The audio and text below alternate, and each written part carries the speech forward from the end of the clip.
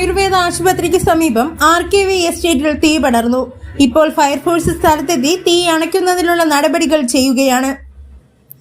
ഏകദേശം 3/4 ഏക്കറോളം സ്ഥലം കത്തിനശിച്ചു. തീ വ്യാപിച്ചുകൊണ്ടിരിക്കുകയാണ്. ആരുടെയോ കയ്യിൽ നിന്നാണ് തീ പടർന്നതെന്ന് നാട്ടുകാർ സംശയം പറയുന്നു.